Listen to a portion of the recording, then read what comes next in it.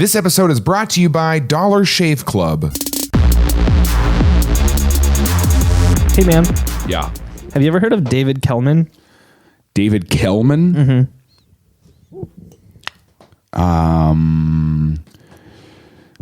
No. What about... oh, yeah. He makes mayonnaise. Nope. Kellman's mayonnaise. Nope, not even close. That's a mayonnaise, right? Kellman's? Are you Googling? It's Hellman's. Oh. What about Eddy Galland? Eddy Galland? Yeah. Yep. Who's that? Okay, first of all, David Kellman and Eddy Galland sound like they're in a 50s rock band. Oh, that's not a pretty rock close. band, but like rock. like At the time, it was really edgy. Yeah, that was rock at the time. That was I like like the drummers back there with sunglasses. And he's like, and you're like, I'm pretty sure his eyes are closed behind the sunglasses.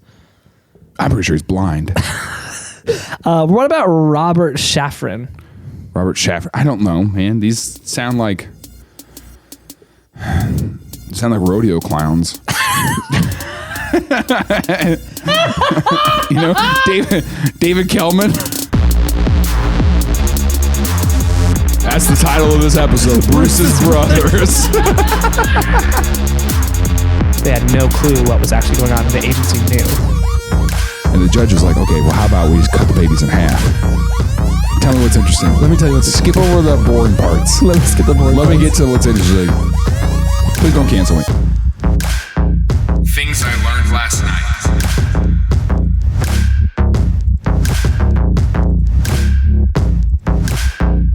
Tilling it. That's pretty good. Not that their rodeo clown name is that. It's obviously something more. Yeah, they... okay. So we'll just take the story from the top. We'll just take it from the top of the story and just work our way down. Let's just take it from the top. Most stories. Yeah. I'm gonna bury the lead for this because I think it's better that way. It tells a better story. You know, I actually a lot of times in episodes, I will tell you the end of the episode right here. At this point in the episode, I say, "Oh, this X is Y," and then it's kind of like those movies, oh, like when like Deadpool starts this way, where it's like, you know, and it's like that freeze frame. Like you're probably wondering how I got here. Yeah, exactly. Yeah, that's what. Yeah. So you're saying David Kellman, Eddy Garland, Eddy Galland, and Rupert Murdoch. Robert Shafran, but he goes by Bobby Shafran. Bobby Shaft. This is definitely a 50s rock group. It sounds a lot and like they murdered their road manager and got away with it. You know, that sounds pretty accurate, actually. Okay, what is it then? Okay, so are the names important? Do I need to remember them? I mean, can we just call them Bobby, Eddy, and David? Yeah, sure. That's fine. We can call him Dave. David's too proper. Yeah, we don't want to. Yeah, that's too much. Okay, so we'll take it from the top of the story. Take it from the top. Bobby Shafran was a college student in the 80s who, in his first year of college, he got on campus, was moving on campus first day. But his first day started a lot like most kids' first day of college. A little nervous, like, oh, I got to make a lot of new friends, like really excited because the independence, but you're like, this is stressful. It's you know, like you remember that where you're just like, well, we went to a Christian college, so our first day was different. Yeah, this is true. Our first day was, oh my gosh, I'm so excited for college and also to marry that girl. Right? At a Christian college, like straight up, like my first week of school, me and my best friend from high school, we went to Evangel together. Yeah. And 3 days into school, he was like, I've met the girl that I'm going to marry. I met the. They didn't get married. No, no, of course not. It was that. They actually at Evangel. What's her name? Tesla. No, her name was not. You know who I'm talking about though? Yeah, she was in our class, and every guy in our class was like, "That's the girl, right? That's the one I'm gonna. That's the girl I'm gonna." The Lord told me I was praying last night. He said this. He said, "Yeah, at our orientation worship night." God said, "Look to your right." I think they actually paired us up. They put us in groups. What did they call it? Launch groups. Launch groups. Yep. Yeah. Yeah. And they really try to get you married quick. That was weird. But yeah, so nothing like that. Okay. But similar actually. So because he's he's a regular college experience. Regular college experience. So he's starting. It's a new school. Wasn't his first year. So he like transferred to this new school. He's walking along campus, and everybody is like coming up to him and saying, "Hey, Eddie, what's going on?" And he's like, "Why is everyone calling me Eddie?" And like everyone's super excited to see him. They're like, "Eddie, good to see you, man." And he's like, "What the heck?" And so like he's going through this whole thing. Wait, which person was this? This is Bobby. This is Bobby. That's what I thought. Okay, so Bobby. Eddie. What's Bobby's last name? Shafran. Shafran is on campus. Yes. And everyone starts calling him Eddie. Eddie. Are they confusing him with Eddie Galland? Yes. Okay. So what happens is he gets to his room. He's unpacking his stuff in his room, and his roommate shows up, and he's like, and his roommate sees him, and his roommate's like, "What's your name?" And the guy's like, "Bobby." And he's like, "What's your last name?" And he tells him, and he's like, "What's your birthday?" And he tells him, and it's like something 1961, right? Okay. And long story short, the guy, after talking for a couple minutes, he's like, "I think you have a twin brother." And so long story short, what he realizes is the year before that, Eddy Galland was a student at this school, but he transferred out that year, last year. His roommate was Bobby's new roommate when Bobby moved in. So Bobby's roommate was like, you have a twin brother, dude. And so he's like, he calls Eddy, and he calls Eddy. He's like, "Hey, I'm standing here looking at you at school." And he's like, "Shut up." He's like, "What are you saying? I really want this to be a thing where this guy changed his name. Like, I want it to be a thing because I feel like this is something that I would try to do to you or you would try to do to me. Where like I meet somebody and they're like, "Yeah, dude, my name's Dave." At the end of the And I'm school like, year, you told everyone, "Yeah, not coming back next year." Not coming back next year. then then I show up and people are like, "Hey, man." "Hey, and Eddie, I'm I like, thought you weren't coming back. Good to see you, man." And then my roommate, which is the same roommate, goes, "Wait a minute. Wait a second. What's your name?" And I go, "Hey, I'm Dave." I'm Dave. And he's like, "When's your birthday?" When's your birthday? She said, "Oh, man. When's your birthday?" I couldn't resist it. I want this guy to be committing identity fraud. and then you've had to get a new phone number. Yes, you understand. Because he's got to be able to call your old phone number. And find somebody. Somebody answers and is like, "Hey, what's up?" Has to sound just like you. Yeah, so he calls Eddy, tells Eddy this, and Eddie's like, "Well, why don't you come on down?" And so Bobby and Bobby's new roommate immediately just dropped everything and drove across the state of New Jersey to Eddy. And so that's so much trust in this new roommate too, because there's the other side of that too, where the new roommate's lying, right? The new roommate's like, "Dude, what's your birthday?" You know, and he's like, "I think you have a twin. We have to go right now to the other side of the state." The other side of the state, and you're like, "Okay," because there's no FaceTime. You're just going off a phone call. You know what I'm saying? Yeah. And then so there's so many opportunities for just liage here. You know? So they hop in their car and they're psyched. So they drive across the state. They actually get a ticket for a speeding ticket on the way because they're just flying across the state. The officer walks up and they're like, "Eddie?"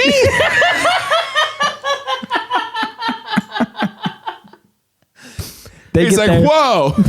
They get out to the house around midnight. Oh my gosh. And they open up the door, and sure enough, they Bobby look the same. Looks at himself in a mirror, and it's Eddy, but it's not in a mirror. He looks at Eddy, and he's like, "Oh my gosh, it's like I'm looking in a mirror." He drove all the way out of this. Like, "Now go look. Go look at that door." Opens it. It's a mirror. And he's like, "Dude, I told you that you have a twin." This guy's just holding a mirror. Because this is what they did as hazing in the 80s. The guy just turns around. He's like, "Really?" He's like, "I got a speeding ticket for this." He's like, "Dude, I mean, I know I'm new, but did you also get everyone on campus to call me Eddy?" Call me Eddy today. He's like, "Yeah." For this? Yeah, I did. It was pretty funny, wasn't it? The 5-hour road trip, the buildup was... The buildup it's a lot. It's a lot. But yeah, so Eddy and Bobby are like, they're looking at each other like, we are identical twins. We're brothers, yeah. We are identical twins. So they obviously like stayed up all night talking to each other, getting to know each other. Not a phone call to their parents. Not a phone call. They're like, okay, let's figure this out on our own. Figure what's happening. Let us not call the people who for sure know. Oh, for sure know what's going on. And they're college students. They're college So they're students. 19, 20 years old. Yep, 19 years old. 19 years old when this 19 years happened. old. Yep. Okay. So But you gave me 3 names. yeah. So obviously, No when they way. find this out, they're like, "Oh my gosh, this is insane!" They start talking to their parents. They were both adopted, and so they start talking to their parents. Their parents I are would like, "This is hope. crazy." I hope that he doesn't meet Eddie's parents and go, guys, what the heck? You kept Yeah. one of us? We saw that there was 2, and we were like, "That's just a little too much." So we actually We never thought this would happen. we roll the dice, and we're just like, "Well." We didn't even move. We didn't even move across the country. We did not plan on you showing up at our house. We certainly didn't plan on you having the same college roommate. I'll tell you, we're flabbergasted. We are amazed by We this. are. Wow. So news I'll gets tell out. you what, Bobby. Eddie, Bobby. Oh gosh. I'll tell you what, David. Oh, that's. God. Forget I said that. Don't worry about that one. Wait, okay, so news gets out about the story because it's like kind of an amazing story. Twins the word reunited. spreads. Word Oprah spreads. picks it up. And actually, they end up on TV, on like local news and eventually national news with the story. And one day, David Kellman is sitting in his living room and he sees his parents reading the paper, and he sees on the back of the paper, he's like, "Why is my picture on the paper?" And so he goes and he's like, "Hey, can I see that last page?" And he looks at it and he's like, "Oh my gosh, there's a picture of me, but there's 2 of me in the picture." And he's reading the article and he's hearing about this story, and he's like, "Oh my gosh, I have 2 twin brothers." And so he shows his parents. His parents are like, "No way." His parents are like, we did not plan for this to happen. So he grabs the phone book and What he if the finds same parents had been raising all 3 of them separately? Like, you're just like, and then just driving keeping them across in town. different. They have 3 Like houses. we own 3 houses, and we couldn't get them to go to 3 different schools. they're keeping up this elaborate lie.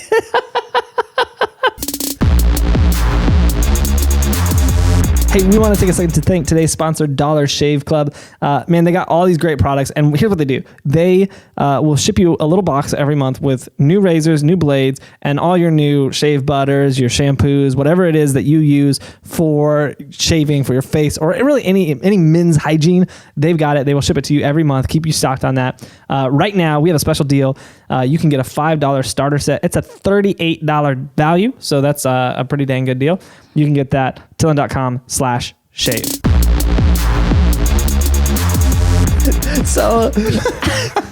So he pops open the phone book, finds Bobby Shafran's phone number, calls him up, and his mom picks up the phone, and his mom is talking to David, and David's like, "Hey, I think your son is my brother." And she like drops the phone and is like, "No way." No, she's like, no, we already knew this. Like, Yeah. So they end up planning a meetup, and sure enough, like they meet up, and it's all 3 of them, identical triplets, separated at birth, who got reunited in their 20s from some fluke meeting. And so this just went viral. right. Like the world was just They were like, oh my gosh, where's the 4th one? there's got to be a 4th. Gotta catch them all. So people were just losing their minds. They're on national TV. They become sort of like What was that? that looked like an exorcism was coming out of you. They're like, they're on national TV and And anyway, as I was saying without interruption, what was that? I also want to point out the warning is facing me.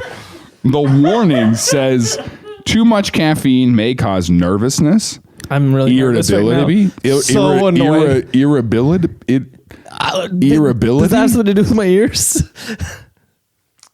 Sleeplessness, and occasionally rapid heartbeat. Not recommended for use by individuals under 18 years of age. 1 serving of Bang provides 300 milligrams of caffeine, which is more than 2 cups of coffee.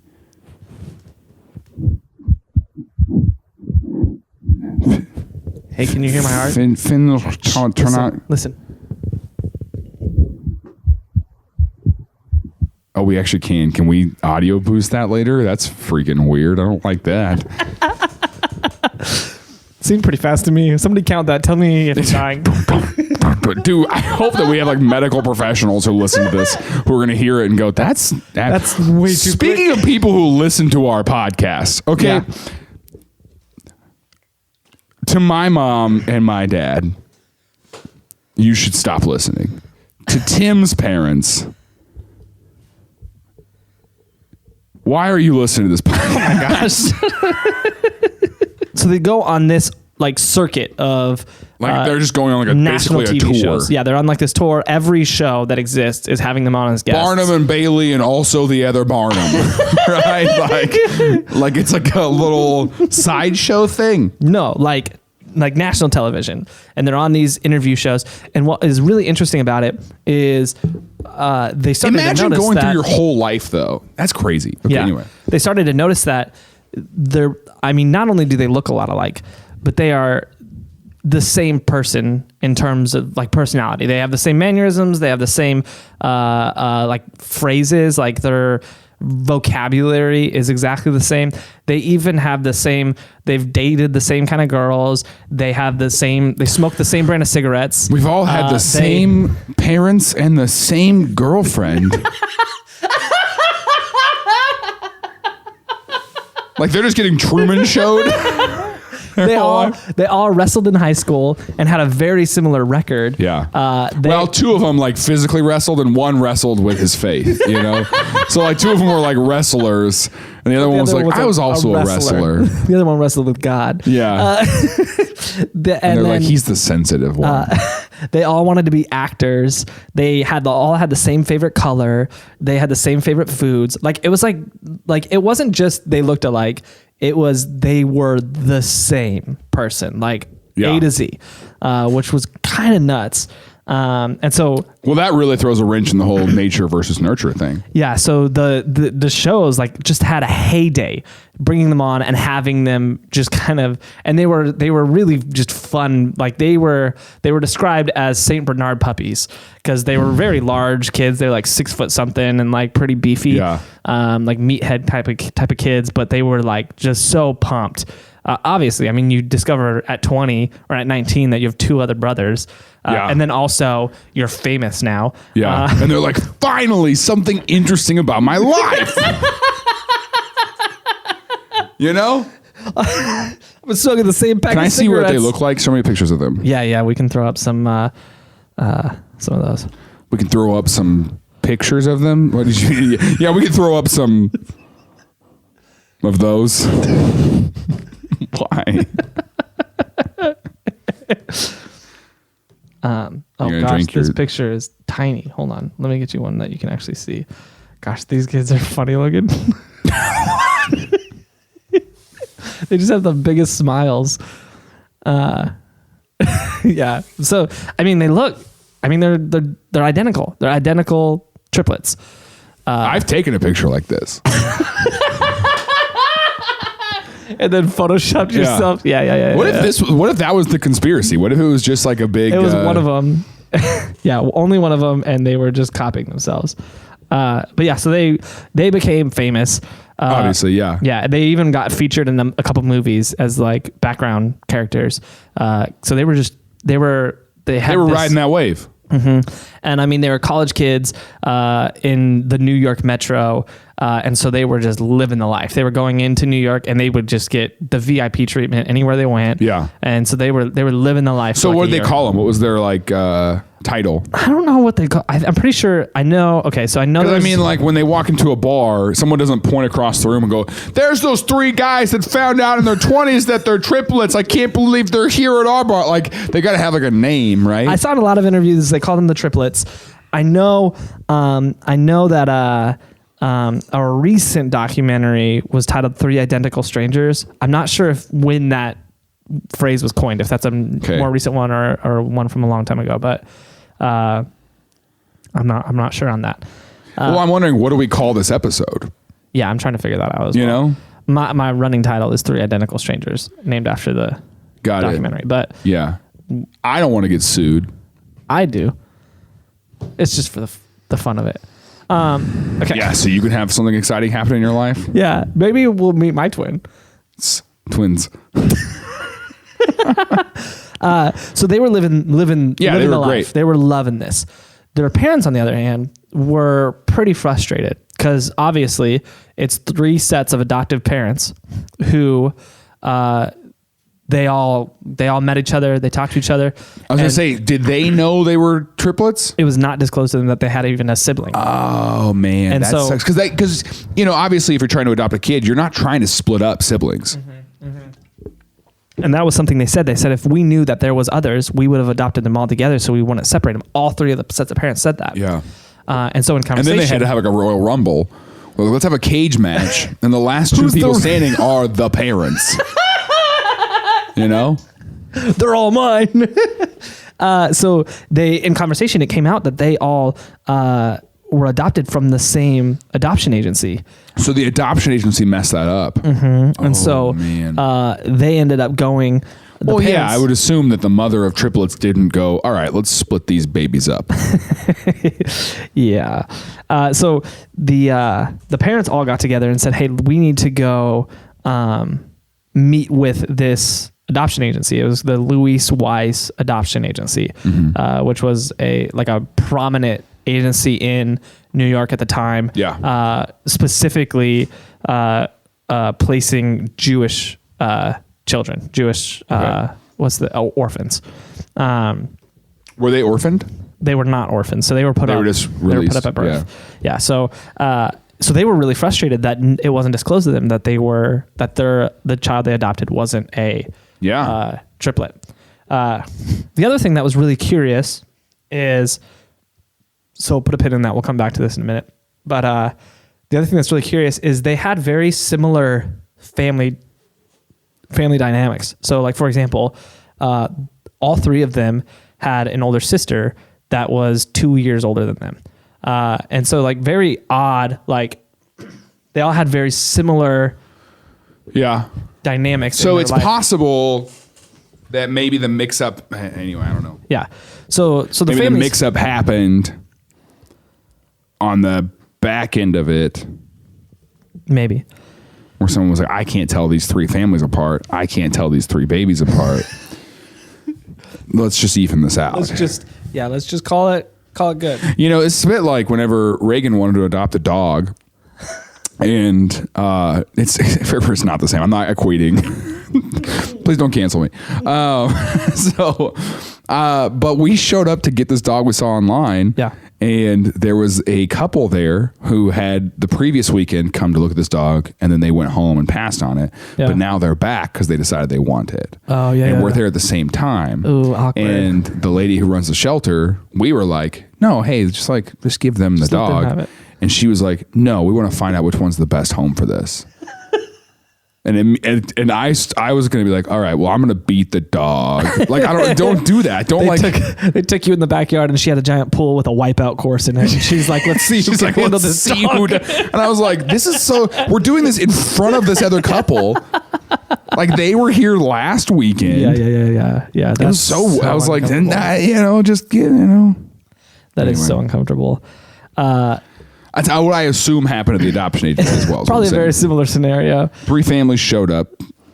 Yeah. So the parents, they Actually, 6 families showed up, right? 6 families showed up for 3 kids, okay? And then the judge is up there. There's a judge. And the judge was like, okay, well, how about we just cut the babies in half and everyone can take home half. And then 3 couples were like, yes, let's do that. And then the judge was like, no. They were like, you 3 get the children. You 3 get the children. And they were like, do you work here? And he was like, you get the children and we save humanity. And then like some security comes and like, Bruce, get out of here. Get out of here, Bruce. Get back. I keep telling you, Bruce is really one of the kids who's just aged out of the system, but is still. I was going like homeless guy from the alley, but you went like he's involved with the system. Yeah, he's aged out, but he just keeps coming back. Wait till you find out about Bruce's brothers. That's the title of this episode, Bruce's Brothers. So So the family puts together a meeting with Louise Weiss to be like, hey, let's clear the air, figure out what went wrong here. And so they have this dinner with them. Louise Weiss welcomes to their office. They make this great spread for them. And Louise Weiss, they better. Louise Weiss was like, hey, we did this because we knew it would be much harder to place Triplets. 3 kids in a home than it would be to place 1. So we split them up because we thought they had a better chance of getting adopted that way. And the family was like, okay, we can kind of understand that. That's what I was thinking too. Like, I mean, it's hard to get siblings adopted together. Yeah. And so much less siblings of the same age. And also there's 3 of them. So the family was like, okay, we can understand that. We're still frustrated, but okay, we get it. And so they finished the dinner. They're walking outside, and it was raining that day. And one of the parents left his umbrella inside. So he turns around and he comes back inside to grab his umbrella. And when he gets in, he finds the Louise Weiss executives toasting a glass of champagne as if they had just got away with something. And so that's when he was like, hey, I just came in to get my umbrella. What are y'all doing? What's going on? And so he holds the umbrella up in the toast to try to make it seem like he's part of it. Good job, guys. Good job, we got him. What did we get him? And they're all like, "Oh, we did get them. Yes, we did." Like they don't understand. It's like that's what would happen in a cartoon. They'd be like, "Oh yes, we did fool those suckers. Good on us." And then he's like, "Well, I got you," and he's doing the little twisty thing with the because it's got the little curve handle, he's just flipping it around his hand. He opens it up and smoke goes everywhere. Yeah. And he's like, "Well, I got you." And they're like, "You scoundrel." So they're toasting champagne. So yeah, they're toasting champagne. He goes back out. He tells the rest of the parents, and he's like, all the parents are like, "Okay, something else is going on here that they didn't tell us about." And they get in their cars. Yeah, they immediately go like, dum, dum, dum, dum, dum, dum, dum, dum, dum, you know. Yeah, so there's something else going on that they haven't told us about. There's a 4th one. So they get back in their cars. They go home, and they begin to kind of go back into regular life. But at the same time, they have this side project. Like, you know how like people need a side project? Yeah. Their side project was figuring out what the heck did What did Thanksgiving look like? Did they do Thanksgiving together? Yeah, they actually did. That's what I was wondering. Yeah, that was a serious question. One of the families, I think it was Eddy's family, the dad and Eddy's family just loved this whole scenario. And so he kind of like welcomed them all in. And so like, he's inviting everybody over to his house all the time. Like all the families, like their sisters, like, their parents. We're all, we didn't plan on this to happen, but I mean, now that it's happened, it's kind of like it's a blessing. They're that's New Jersey. That's pretty accurate, actually. Yeah, I think that some might say that our mob grew 2 times. And like, did you just try to quote the Grinch and make it Like, did you just try to make that about our family? Yeah, that's okay. He's like, I don't know that dude. I've seen the movie. You've seen the things. You've seen the flick. Yeah. Meanwhile, the triplets, they don't care about any of this. They're just whatever. Let's go on party. Cloud 9. Yeah, they're partying like everywhere crazy. we go, they're people famous. buy us drinks. Yeah, they're famous. They're the life of the party anywhere they go, and they've just met their and all their the parents brothers. are like doing the side work. Yeah, and all the parents in the background are like trying to dig up what Louise Weiss did. The parents are like those people from that documentary about cats on Netflix. Oh, yeah. Actually, the Don't Mess with Cats, where they're like, well, so we tried to go to the police and they wouldn't do anything. So then we just kind of figured it out on our own. Yep. If you haven't seen that documentary, it's insane. They're crazy people. Yeah. That's pretty much what the parents are like. And so, meanwhile, the brothers, they move in together, and they move in together. They move in together. What about that original college roommate though? Was he involved? No, he kind of just disappeared. He was like, all right, I did my part. They're like, see you later, bro. And he's like, I figured this all out. He's like, guys, I did my part. And then he leaves and he calls the adoption agency. He's like, I've started the process. And then he just like disappears into the shadows. And we're like, what happened? And nobody ever knows what happened to him again. Yeah. So over time, the brothers, they started a couple business ventures. They went to acting school together. And then... they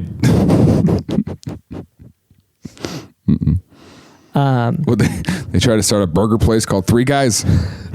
They actually opened a steakhouse called Triplets Romanian. There it is. That's good. That's good. And they were pretty successful with their steakhouse. But that was a little later down the line. Hey, thanks for checking out Things I Learned Last Night. If you like what we're doing and you want to help us do more of it, one way you can do that is to purchase some merchandise. We've got mugs, t-shirts, all that stuff on the websites, TILLN.com/merch. If you go to TILLN.com/merch, all of that is there for you to check out, and we would love for you to be a part of the show and helping us to do more things. So thanks for checking this out, and back to the episode. They ended up, the parents uncovered, and this is nuts.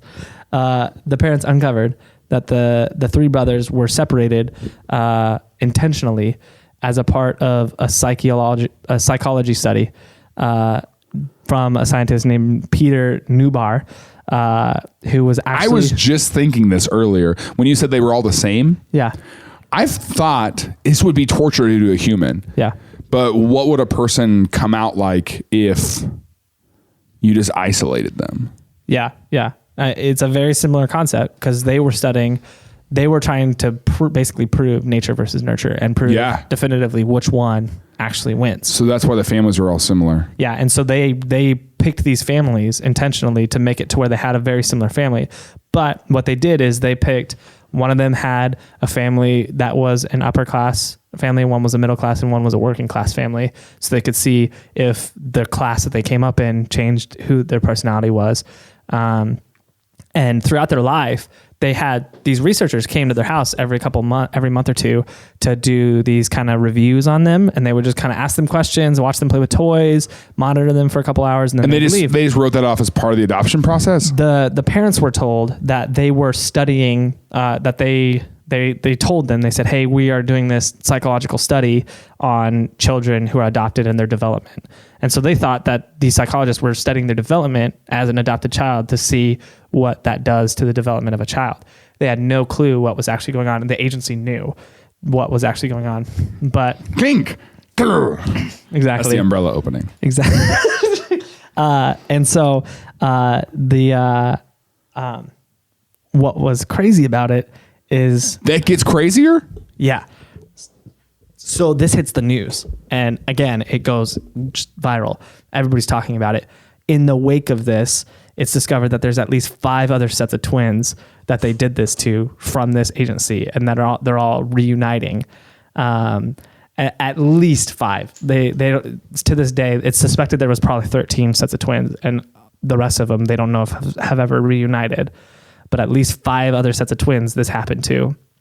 And what's crazy is it's the same story where they met each other and they were the exact same person, like same. So nature, nurture. It would appear but here's the thing, that it's man. more nature. I mean, I know that it's cruel, but we kind of found out a lot from it, you know? Yeah, absolutely. Here's what's nuts. So here's what's interesting. You want to know what's interesting? Yeah.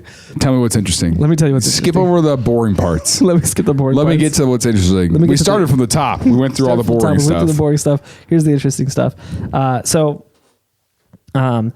The psychologists obviously kept very detailed notes and were putting this into a study that they were planning on releasing. Yeah. This hit the news. And how do you release that though? Like, how do you release your study and you go, here's what we did? Because I mean, eventually it has to come out as part of the study. Yeah, yeah. Right? So it started in the 60s. So it was a different time, especially in the world of psychology. That's true. They were allowed to do a lot of stuff. Yeah, yeah. And so this, by now, it's mid 80s when this hits the news that this is what actually happened. And so they were actually preparing to release the study around this time when they were the kids were in their mid 20s. Because they were going to follow them through 18 or? They were going to follow them through their early 20s, and then they were going to compile it. And so they were getting ready to start to release it. And when they got such a public backlash for conducting the study, they ended up shelving the project and deciding they weren't going to release their findings because of how poorly it was received that they did the study. So the findings of the study have never been released. And in fact... But I mean, like, my view is kind of like, well, you already did it, though. I know. So what they did is they gave the study to Yale, and Yale sealed it in the university library. And why they did this, I don't understand, but they sealed it until October 25th, 2065, when they're going to open up the study and release it to the public so you can see what they found. I don't know. It seems arbitrary to me. Maybe they're waiting for everybody who was involved in it to die. I don't know. That's usually what it is, because the Kennedy files can't be released until 50 years after his last direct descendant dies. Oh, interesting. So maybe you can't like incriminate any of them or something is the idea. I guess. Maybe. So yeah, so we don't know exactly what happened. There are some accounts that we have from assistants in the program. And so they were graduate assistants who were there taking notes, basically. All of them have very little to go on because they were just graduate assistants. They weren't tasked with doing a ton. They weren't graduates. Yeah, they weren't done. They weren't graduate. They were assistants to the graduates. Yep. They were just kind of doing grunt tasks on it, and they're like, I remember doing this, I remember doing that, but they couldn't give a lot of information. What's I remember clear, I had to one of them was about to get hit by a bus, and I was like, well, that's going to ruin the whole study, so I had to jump in front of it. I got hit by the bus. I'm paralyzed. Yeah, but I mean, other than that, that's honestly the last thing I remember. But I mean, they paid me an experience. Yeah, and they gave me a pretty big settlement to never talk about it. Never say anything about this again. Actually, I wonder if I just messed that up. Yeah, I think I shouldn't be talking about this right now. I just remembered. I can't say that. Can you cut that out? Can you cut that? I can't. Alex, can you cut that out? Can you cut that? No? Okay. This is awkward. Yeah, and leave it in. What's really unfortunate is the psychologist who led the experiment, Peter Neuber, he died in... So he can't tell us either. 2008. He can't tell us the story. And the Louis Weiss has since gone out of business. So none of their documents exist anymore. The study findings are... So we'll find out in 2065. Away. In 2065, yeah. It'll come out. We'll find out exactly what happened. There's a lot of hearsay about it. But it seems, based on what the graduate assistants had talked about, and based on just looking at the twins who have come out, that nature played a bigger part in their development than their nurture. Because in all of them, they put them in different socioeconomic classes with very similar families. So the family dynamic was almost exactly the same, but they were just in different socioeconomic classes. And then just watch them develop. And they almost all ended up pursuing the same careers. There's another one where both of them ended up being mathematicians. Like their two twin sisters, they ended up being mathematicians. They had the exact same GPA in high school and college, crazy. And they always do the same. They had the same interests. They all had the same extracurricular activities, same tastes. It kind of blew the whole. I mean, we don't know the results, the exact results, but by looking at the sets of twins, just by looking at the sets of twins, it seems like it blows the nature versus nurture. It seems like it makes it it's all nature, which is crazy. And it's hard to accept. Which sucks if you're listening to this and you're sitting here like, man, my kids suck. Is it my fault because I raised them wrong, or is it my fault because of just who I am? Yeah, it's you have bad genes. It's that your your genes suck. Yep. Yeah. So, what's really sad about it is throughout the course of this whole process of finding out they had a twin, finding out that they were lied to, finding out they were a part of this study and against their will. Almost all of the sets of twins that were involved in this have developed severe anxiety or depression. Yeah. And actually 3 of them... Because everything from their life is pretty much a lie. A lie. Yeah. I mean, you said Truman Show, but they were pretty much Truman Showed. Yeah. Like in real life. To be studied, they were lab rats.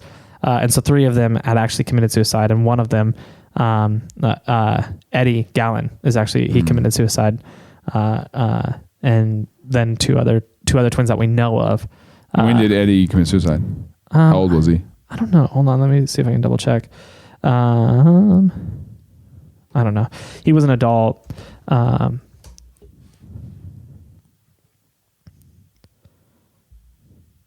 95. Oh, okay. Yeah. So he would have been, they were born in 61. Yeah. So he's 34. 34. Yeah.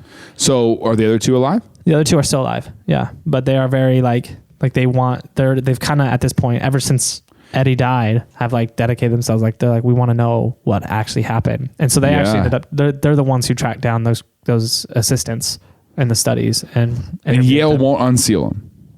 Nope. Like even if they're like, hey, we're the people. We're the things. Yeah, we're the study. Yeah, they won't. And so they said the company. I think that's garbage. They said the company that the adoption agency is out of business. The psychologists are dead. The document. There's no reason to keep sealed. it. And he said, so we have no way. He's like, at this point, he's like, I think we've turned over every rock. We have no way of knowing anything else at this point until that date comes about. But it's for them. I mean, they were born in the 60s. They're going to be 104 if they make it. They won't make it. They won't ever find out. And so you can tell it obviously weighs really heavy on them, knowing they're never going to know what this all amounted to. So crazy story of three brothers. That's so annoying that we should petition Yale. That's a good idea. I think we should, as the strong force that is our listener base. And they'll be like, you guys have a listener base that's smaller than like a Midwest town. Yeah, but we're tighter knit. I don't know. I wonder how they sealed it. Like, what's that? Is this just a time capsule somewhere? Like a time capsule? What do you mean? How do you think they sealed it? Do you think it's one of those diaries you have to type in the little thing and that opens it up? It's got a clock and it's like it will only open when it hits that date. No, I don't think it's physically sealed. Do you think it's physically sealed? Yeah, it's got to be. Yeah, but I mean, it's physically sealed with like it's not that they can't, it's that they will not open it. Yeah, I mean, who knows, man? I don't know much about Yale. Bro, I don't know. It makes me mad. It makes me want to Yale. I'll tell you what. Yeah, dude, can you believe that? It's just... Yeah. When I saw that, I thought, I can't believe that. And the nature-nurture conversation stuff, my findings have been different. What? Well, because you turned out to be a useless bum with no job, and your twin brother is a professional fiddle player. Oh, really? Yeah, and the only way to actually get your real non-adoptive parents' loves is to win in a fiddle off. I better practice.